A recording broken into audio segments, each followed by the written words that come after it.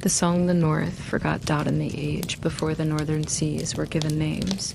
When even the wind asked the stars for direction, there was a coast where the mist never fully lifted. On that shore stood a small Viking settlement built of stone and moss, slowly turning the same color as the sea itself. Snow gathered on the roofs, untouched, because in the north, weight was simply part of living. A man named Einar lived there. He was neither the strongest warrior nor the wisest elder. He owned a sword but rarely used it. He had a voice but spoke little. What set him apart was sleep. Einar remembered his dreams.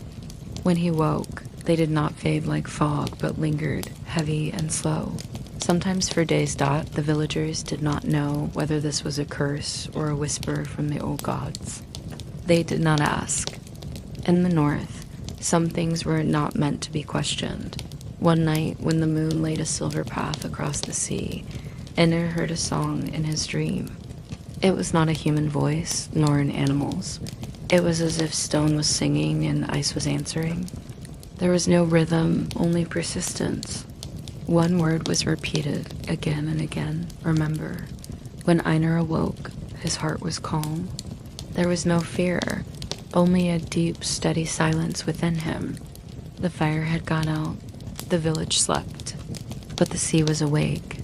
The waves reached the shore more slowly than usual, as if time itself was unwilling to move. The next morning, unease filled the village. Fishing nets were torn. Birds were silent. The old skald called Einar to him. His eyes were clouded, but his voice was firm. "The sea has called you," he said. "Do not deny it." Einar nodded. Calls were not meant to be refused, only delayed. And this one could not be delayed. There was no farewell ceremony, no final words. A small boat, 2 oars, a fur cloak, and an old compass were prepared. The compass never pointed north. It never had. But it knew the sea as Einar rowed. The mist thickened. When he looked back, the village was already gone. When he looked ahead, there was nothing. Hours passed, perhaps days. The sky did not change. Time here was not a straight line, but a circle. Then Einar felt it, a movement beneath the water. Not waves, but something deeper. The boat trembled. The oars grew heavy. The song returned, closer now, stronger. Remember. For the first time, fear touched him. The sound was no longer in his ears alone, but in his bones. The sea suddenly stilled. Though he rowed, the boat did not move. The mist parted, and an island appeared. It felt as if it had always been there, unseen, only because no one had truly looked. On the shore lay the remains of an old ship. No flag, no runes, no name. When Einar stepped onto the land, he felt warmth beneath his feet, impossible in the north. The stones were smooth. The air was still, and yet something was watching him. Not moving, not blinking. At the island's center stood a massive stone carved with runes Einar could not read. Still, he understood them. The stone was not a door. It was a lock. When he touched it, everything began. Memories came like waves. Not only his own, but those of the lost. Sailors swallowed by the sea, warriors left unnamed, voices erased by time. There was no blood, no screams, only a single overwhelming need to be remembered. The song quickened.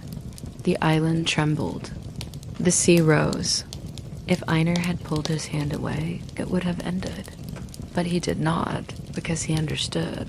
This island was not a grave. It was not a curse. It was the last refuge of the forgotten. The Vikings honored death, but they never forgave forgetting. Someone had to remember. Always. The runes glowed softly. The song fell silent. The sea grew calm. The island breathed. When Einar opened his eyes, he was back in his boat. The mist had lifted. The oars were light. When he returned, the village was still there, but no one remembered his leaving. He did not correct them. He no longer dreamed. Yet at night, he sometimes heard a very old melody moving beneath the waves. And the village, without knowing why. Began to sleep more peacefully because somewhere someone was still remembering. The sea was quiet, the mist was heavy. The north was asleep once more,